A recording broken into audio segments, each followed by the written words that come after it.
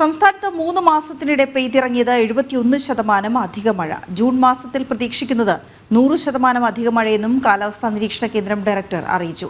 കാലവർഷം ഇതേ രീതിയിൽ തുടർന്നാൽ കേരളം പ്രളയസമാന സാഹചര്യത്തിലേക്ക് എത്താൻ സാധ്യതയെന്നും മുന്നറിയിപ്പ്.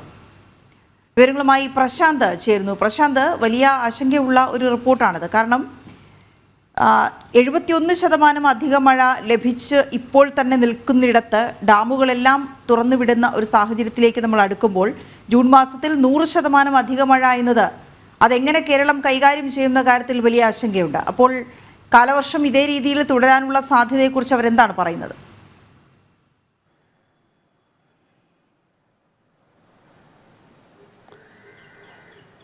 വീണ, ഈ 3 മാസക്കാലം മാർച്ച് മാസം മുതലുള്ള 3 മാസക്കാലം സംസ്ഥാനത്ത് ലഭിച്ചത് അധിക മഴയാണ്. 299.7 മില്ലിമീറ്റർ മഴ ലഭിക്കേണ്ട സ്ഥാനത്ത് 512.4 മില്ലിമീറ്റർ മഴയാണ് ലഭിച്ചത്. അത് 71% അധിക വർധനമാണ് ഈ കാലയളവിൽ 3 മാസ കാലയളവിൽ ഉണ്ടാകുന്നത്. അതിനുശേഷം കാലവർഷം നേരത്തെ തന്നെ എത്തി. 8 ദിവസം മുമ്പ്, സാധാരണ നിന്നും 8 ദിവസം മുമ്പ് നേരത്തെ തന്നെ കാലവർഷം സംസ്ഥാനത്തെത്തി. ആ കാലവർഷം എത്തിയതിനു ശേഷമുള്ള 5 ദിവസത്തെ കണക്ക് കൂടി പരിശോധിച്ച് കഴിഞ്ഞാൽ അതിലും കനത്ത മഴ ലഭിക്കുന്നൊരു സാഹചര്യം ഉണ്ടായിരുന്നു. ഈ ഒരു സാഹചര്യത്തിലാണ് അതും ഇനി കാലവർഷത്തിന് ശേഷമുള്ള ഒരു കണക്ക് കൂട്ടൽ എന്ന് പറഞ്ഞൊരു ഫോർകാസ്റ്റ് കണക്ക് കൂട്ടലാണ് 106 മില്ലിമീറ്റർ മഴ ഇനിയും ലഭിക്കാൻ സാധ്യതയുണ്ടെന്നാണ് ഒരു കണക്കുകൾ പറയുന്നത്. ആ ഒരു കണക്കുകളുടെ അടിസ്ഥാനത്തിൽ പരിശോധിക്കുകയാണെങ്കിൽ ഈ കാലാവസ്ഥാ നിരീക്ഷണ കേന്ദ്രത്തിൻ്റെ ഡയറക്ടർ കൂടി പറയുന്നത് ഈ സമാനമായ രീതിയിൽ മഴ തുടരുകയാണെങ്കിൽ, അതായത് നിലവിൽ എങ്ങനെയാണോ മഴ തുടർന്നുകൊണ്ടിരിക്കുന്നത് അതേ രീതിയിൽ തന്നെ മഴ തുടർന്നു കഴിഞ്ഞാൽ ഒരു പ്രളയസമാനമായ ഒരു സാഹചര്യം ഉണ്ടാവാനുള്ള സാധ്യതയുണ്ട്. തള്ളിക്കളയാൻ കഴിയില്ല. അതിനൊരു ജാഗ്രത വേണമെന്നൊരു മുന്നറിയിപ്പാണ് പറയുന്നത്. മാത്രമല്ല, അങ്ങനെ പറയുമ്പോൾ പോലും ഈ തുടർന്നുകൊണ്ടിരിക്കുന്ന മഴയ്ക്കൊരു ശമനം കിട്ടാനുള്ള സാധ്യതയും പറയുന്നുണ്ട്. അതായത് ഈ നിലവിൽ ഈ കാലവർഷത്തിൻ്റെ ഈ കാലവർഷം ഒരു സ്ഥിതി കണക്കിലാക്കി എടുത്തുകൊണ്ട് കുറച്ചുകൂടി മുന്നോട്ട് പോവുകയാണെങ്കിൽ ഇടയ്ക്ക് കാലവർഷം നിൽക്കുകയും അതിനുശേഷം പിന്നീട് വീണ്ടും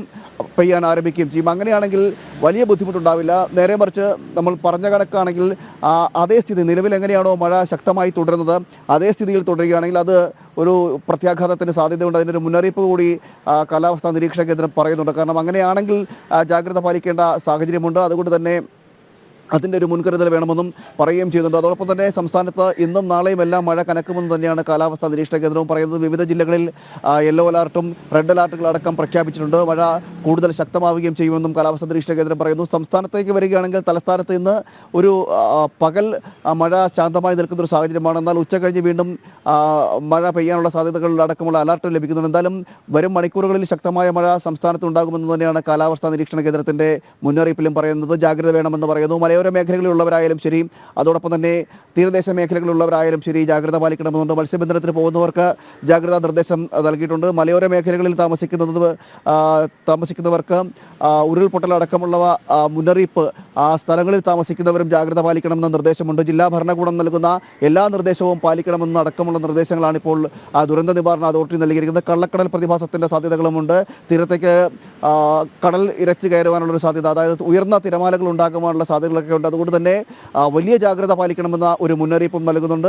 എന്തായാലും സംസ്ഥാനത്ത് മഴ ശക്തമാകും എന്ന് തന്നെയാണ് ഈ മുന്നറിയിപ്പുകളിലൂടെ പറയുന്നത്. കാലവർഷം കൂടുതൽ ശക്തമായാൽ അധിക മഴ ലഭിക്കുകയാണെങ്കിൽ നിലവിലൊരു സാഹചര്യം വെച്ചിട്ട് പ്രളയസമാനമായ, നമ്മൾ നേരത്തെ എങ്ങനെയാണോ 2018-ലും 2019-ലും ഒക്കെ ഉണ്ടായത് അതിന് അത്രയും ഒരു ഭീകരമായിട്ടല്ലെങ്കിൽ പോലും ഒരു പ്രളയസമാന സാഹചര്യം സംസ്ഥാനം നേരിടാനുള്ള തയ്യാറെടുപ്പുകൾ നടത്തണമെന്നും കാലാവസ്ഥാ നിരീക്ഷണ കേന്ദ്രം പറയുന്നുണ്ട്.